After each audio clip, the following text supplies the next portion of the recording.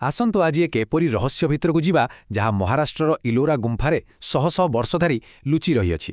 ସମୁଦାୟ 34ଟି ଗୁମ୍ଫା ମଧ୍ୟରୁ ଆଜି ଆମର ଧ୍ୟାନ କେବଳ ଗୁମ୍ଫା ନମ୍ବର 16 ଉପରେ ରହିବ। କାହିଁକି ଜାଣନ୍ତି? କାରଣ ଏଠାରେ ରହିଛି ପ୍ରସିଦ୍ଧ କୈଳାସ ମନ୍ଦିର। ଏହା ହେଉଛି ବିଶ୍ୱର ସବୁଠାରୁ ବଡ଼ ମୋନୋଲିଥିକ୍ ବା ଏକକ ପ୍ରସ୍ତର ନିର୍ମିତ ସ୍ଥାପତ୍ୟ। ଏହା କେବଳ ଗୋଟିଏ ସାଧାରଣ ମନ୍ଦିର ନୁହେଁ, ବରଂ ପ୍ରାଚୀନ ଭାରତୀୟ ଇଞ୍ଜିନିୟରିଂର ଏକ ଏମିତି ଅଦ୍ଭୁତ ନମୁନା ଯାହା ଆଜିର ଅତ୍ୟାଧୁନିକ ବୈଜ୍ଞାନିକ ଓ ଇଞ୍ଜିନିୟରମାନଙ୍କୁ ମଧ୍ୟ ସମ୍ପୂର୍ଣ୍ଣ ଆଶ୍ଚର୍ଯ୍ୟ କରିଦିଏ। ଏହି ସଂଖ୍ୟାଟିକୁ ଟିକେ ଧ୍ୟାନର ସହ ଶୁଣନ୍ତୁ। 2 ଲକ୍ଷ ଟନ୍। ହଁ, ପ୍ରାୟ 2 ଲକ୍ଷ ଟନ୍ କଠିନ ପଥର ଗୋଟିଏ ପାହାଡ଼ରୁ କାଟି ବାହାର କରାଯାଇଥିଲା। ବିନା କୌଣସି ଆଧୁନିକ ମେସିନ୍ କିମ୍ବା ବୁଲଡୋଜରରେ ଏତେ ବିପୁଳ ପରିମାଣର ପଥରକୁ କାଟିବା ଏବଂ ତାକୁ ସେଠାରୁ ଅନ୍ୟ ଜାଗାକୁ ବୋହି ନେବାର ଲଜିଷ୍ଟିକାଲ ଆହ୍ୱାନ କେତେ ଭୟଙ୍କର ଥିବ ତାହା କଳ୍ପନା କଲେ ବି ରୋମାଞ୍ଚ ହୁଏ। ଆଉ ସବୁଠୁ ବଡ଼ ଆଶ୍ଚର୍ଯ୍ୟର କଥା କ'ଣ ଜାଣନ୍ତି? ଏତେ ପରିମାଣର ପଥରର କୌଣସି ବି ଅବଶେଷ ବା ଆବର୍ଜନା ଆଖପାଖର କେଉଁଠିଲେ ବି ଆଜି ପର୍ଯ୍ୟନ୍ତ ମିଳିନାହିଁ। ଏତେଗୁଡ଼ିଏ ଖୋଦେଇ ହୋଇଥିବା ପଥର ଆଖିପିଛୁଳାକେ କୁଆଡ଼େ ଗଲା, ତାହା ଆଜି ବି ଏକ ବଡ଼ ରହସ୍ୟ ହୋଇ ରହିଛି।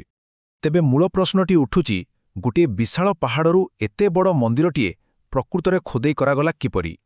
ସାଧାରଣତଃ ଆମେ ଦେଖୁ ଯେ ମନ୍ଦିର ତିଆରି ପାଇଁ ବାହାରୁ ପଥର ଅଣାଯାଏ ଏବଂ ଗୋଟିଏ ଉପରେ ଗୋଟିଏ ରଖି ନିର୍ମାଣ କରାଯାଏ। କିନ୍ତୁ ଏହି ମନ୍ଦିର ପାଇଁ ବାହାରୁ ଗୋଟିଏ ବି ପଥର ଖଣ୍ଡ ଆସିନଥିଲା। ଏହି ସ୍ଥାପତ୍ୟ ସମ୍ପୂର୍ଣ୍ଣ ଭାବରେ ବିୟୋଗାତ୍ମକ ପ୍ରଣାଳୀ ବା ସବଷ୍ଟ୍ରାକ୍ଟିଭ୍ ଆର୍କିଟେକ୍ଚରରେ ନିର୍ମିତ ହୋଇଛି। ଏହାର ସରଳ ଅର୍ଥ ହେଉଛି ସେମାନେ ପ୍ରାୟ 2 ମିଲିୟନ ଘନଫୁଟ ନକାରାତ୍ମକ ସ୍ଥାନ ବା ନେଗେଟିଭ୍ ସ୍ପେସ୍ ପାହାଡ଼ରୁ କାଟି ବାହାର କରିଦେଲେ ଏବଂ ମଝିରେ ଯେଉଁ ଅଂଶ ରହିଗଲା ତାହା ହିଁ ଆଜିର କୈଳାସ ମନ୍ଦିର। ଆସନ୍ତୁ ଟିକେ ଇତିହାସର ପୃଷ୍ଠା ଓଲଟାଇବା। ଏହି ଅଞ୍ଚଳରେ ଥିବା କଠିନ ବାସାଲ୍ଟ ପଥରର ପାହାଡ଼ଗୁଡ଼ିକ ପ୍ରାୟ 7.5 କୋଟି ବର୍ଷ ପୂର୍ବେ ଡେକାନ୍ ଟ୍ରାପ୍ସର ଆଗ୍ନେୟଗିରି ଉଦ୍ଗୀରଣରୁ ସୃଷ୍ଟି ହୋଇଥିଲା।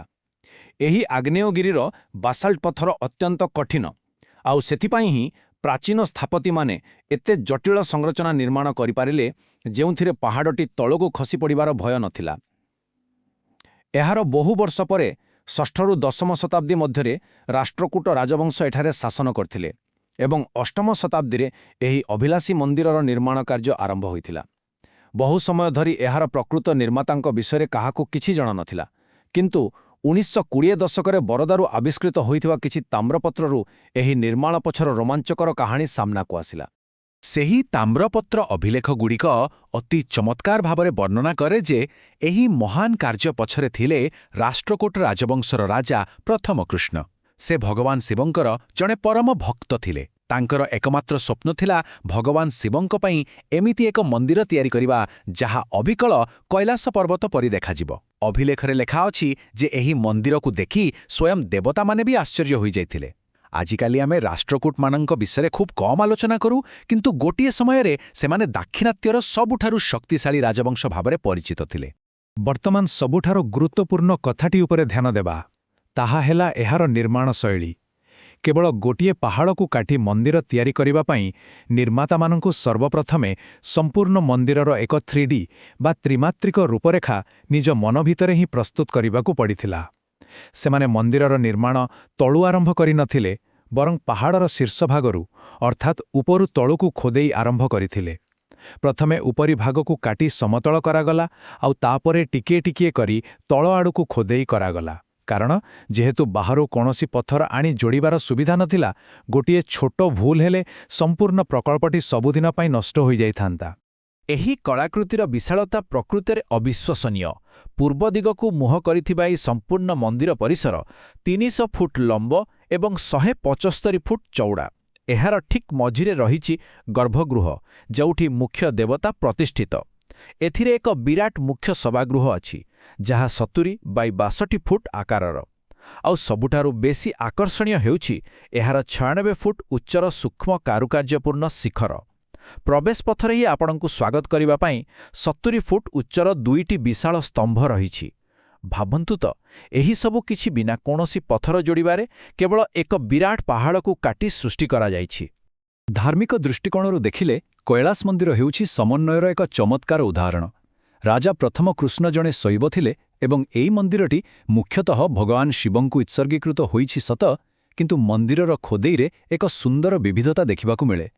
ମନ୍ଦିରର ଦକ୍ଷିଣ ପାର୍ଶ୍ୱରେ ମୁଖ୍ୟତଃ ଭଗବାନ ଶିବଙ୍କର ବିଭିନ୍ନ ରୂପ ରହିଥିବା ବେଳେ ଉତ୍ତର ପାର୍ଶ୍ୱରେ ଭଗବାନ ବିଷ୍ଣୁଙ୍କର ଅନେକ ଜଟିଳ ଖୋଦେଇ ଓ ପ୍ରତିମା ଦେଖିବାକୁ ମିଳେ।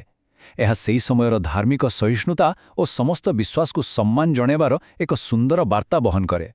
ଆସନ୍ତୁ ଏବେ ଏହାର ତଳ ମହଲା ବା ବେସ୍ ଲେବୁଲ ଉପରେ ନଜର ପକାଇବା। ମନ୍ଦିରର ଭିତ୍ତିଭୂମିରେ ବଡ଼ ବଡ଼ ହାତୀମାନଙ୍କର ଅତି ସୁନ୍ଦର ପ୍ରସ୍ତର ମୂର୍ତ୍ତି ଆପଣ ଦେଖିବାକୁ ପାଇବେ। ଏହାକୁ ଏମିତି ଭାବରେ ଖୋଦେଇ କରାଯାଇଛି ଯେ ଦେଖିଲେ ଲାଗିବ ସତେ ଯେପରି ଏହି ବିଶାଳକାୟ ହାତୀମାନେ ସମ୍ପୂର୍ଣ୍ଣ ମନ୍ଦିରର ଓଜନକୁ ନିଜ ପିଠିରେ ଟେକି ଧରିଛନ୍ତି। ଏହା କେବଳ ମନ୍ଦିରର ସୌନ୍ଦର୍ଯ୍ୟ ବଢ଼ାଏ ନାହିଁ, ବରଂ ଗୋଟିଏ ପାହାଗରେ ନିର୍ମିତ ଏହି ସଂରଚନାକୁ ସାଙ୍କେତିକ ଭାବରେ ଏକ ମଜବୁତ ସାହାରା ଦେବାର ଏକ ନିଆରା ପ୍ରୟାସ ଥିଲା। ଆଉ ଗୋଟିଏ କଥା ଯାହା ସମସ୍ତଙ୍କୁ ଆକର୍ଷିତ କରେ, ତାହା ହେଲା ମନ୍ଦିର କାନ୍ଥର ଗଭୀର ଖୋଦେଇ।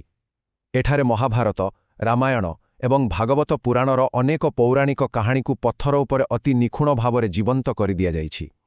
ଗୋଟିଏ ପଟେ ଲକ୍ଷ ଲକ୍ଷ ଟନ୍ କଠିନ ଆଗ୍ନେୟଗିରି ପଥରକୁ କାଟି ବାହାର କରିବାର ସେହି କଠୋର ପରିଶ୍ରମ, ଆଉ ଅନ୍ୟପଟେ ପୌରାଣିକ ଦୃଶ୍ୟଗୁଡ଼ିକୁ ଏତେ ସୂକ୍ଷ୍ମ କାରୁକାର୍ଯ୍ୟ ସହ ଖୋଦେଇ କରିବାର କୋମଳତା। ଏହି ଦୁଇଟି ବିପରୀତମୁଖୀ ପ୍ରକ୍ରିୟାର ସମନ୍ୱୟ ହିଁ ପ୍ରକୃତରେ ଏହି ମନ୍ଦିରକୁ ଏକ ମାଷ୍ଟରପିସ୍ରେ ପରିଣତ କରିଦିଏ।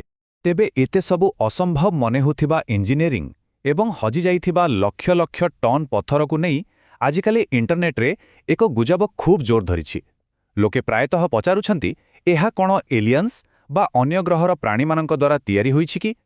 କାରଣ ପ୍ରାଚୀନ କାଳରେ ବିନା କୌଣସି ଆଧୁନିକ ଯନ୍ତ୍ରପାତିରେ ଏମିତି ଏକ ଅସମ୍ଭବ ନିର୍ମାଣ ଦେଖିଲେ ଯେ କେହି ବି ସହଜରେ କୌଣସି ଅଲୌକିକ ଶକ୍ତିର କଳ୍ପନା ହିଁ କରିବ। କିନ୍ତୁ ଆସନ୍ତୁ ସତ କଥାଟି ଜାଣିବା। ଏହି ମହାନ କାର୍ଯ୍ୟ ପାଇଁ ଏଲିଏନ୍ସମାନଙ୍କୁ ଶ୍ରେୟ ଦେବା ଅର୍ଥ ହେଉଛି ଆମର ପ୍ରାଚୀନ ଭାରତୀୟ କାରିଗରମାନଙ୍କ ପ୍ରତିଭାକୁ ଅପମାନିତ କରିବା। ଏହା କୌଣସି ଗୋଟିଏ ଦିନର ବା ଗୋଟିଏ ପିଢ଼ିର କାମ ନଥିଲା। ପ୍ରାୟ 100 ବର୍ଷ ଧରି ଏହି ଖୋଦେଇ କାର୍ଯ୍ୟ ଲାଗି ରହିଥିଲା। ଏଥିପାଇଁ ସ୍ୱତନ୍ତ୍ର କାରିଗରମାନଙ୍କର ଏକ ଗୋଷ୍ଠୀ ବା ଗିଲ୍ଡ ନିୟୋଜିତ ହୋଇଥିଲେ। ବାପା ନିଜ ପିଲାକୁ ଏହି ବିଶେଷ କଳା ଶିଖାଉଥିଲେ ଏବଂ ଦଶନ୍ଧି ଦଶନ୍ଧି ଧରି ପିଢ଼ି ପରେ ପିଢ଼ି ଗୋଟିଏ ମାଷ୍ଟର ପ୍ଲାନ୍କୁ ଆଖିଆଗରେ ରଖି କାରିଗରମାନେ ନିଜ ହାତୁଡ଼ି ଓ ଛେଡ଼ି ସାହାଯ୍ୟରେ ଏହି ମହାକାବ୍ୟକ ପ୍ରକଳ୍ପକୁ ସମ୍ପୂର୍ଣ୍ଣ କରିଥିଲେ। ଏହା ଥିଲା ଶୁଦ୍ଧ ମାନବୀୟ ପ୍ରତିଭା ଏବଂ ପରିଶ୍ରମ। ସବୁ ମିଶାଇ ଦେଖିଲେ କୈଳାସ ମନ୍ଦିର କେବଳ ଏକ ପଥରର ଖୋଦେଇ ନୁହେଁ, ଏହା ହେଉଛି ଅସୀମ ମାନବୀୟ ଇଚ୍ଛାଶକ୍ତି ଆଉ ପ୍ରାଚୀନ ଇଞ୍ଜିନିୟରିଂ ଜ୍ଞାନର ଏକ ଜୀବନ୍ତ ଉଦାହରଣ, ଯାହାର ସେହି ମୂଲ୍ୟବାନ କୌଶଳ ଆଜି ସମୟ ସ୍ରୋତରେ କେଉଁଠି ହଜିଯାଇଛି। ବିନା କୌଣସି ଟେକ୍ନୋଲୋଜିରେ କେବଳ ଇଚ୍ଛାଶକ୍ତି ବଳରେ ଗୋଟିଏ ପାହାଡ଼ କାଟି ଏମିତି ଏକ ଜୀବନ୍ତ କବିତା ରଚନା କରିବାର ଦକ୍ଷତା ପ୍ରକୃତରେ ଆମକୁ ସ୍ତବ୍ଧ କରିଦିଏ। ଏବେ ଟିକେ ଭାବନ୍ତୁ ତ, ଆଜିର ଏହି ପ୍ରାଚୀନ ରହସ୍ୟକୁ ବୁଝିବା ପରେ ଆମ ମନରେ ଏହି ପ୍ରଶ୍ନ ଉଠୁନାହିଁ କି ଆମ ଅତୀତର ପୃଷ୍ଠାରେ ଏମିତି ଆଉ କେତେ ଅମୂଲ୍ୟ ଜ୍ଞାନ ଲୁଚି ରହିଛି ଯାହା ଆମେ ଆଜି ପର୍ଯ୍ୟନ୍ତ ଆବିଷ୍କାର କରିପାରୁନାହୁଁ?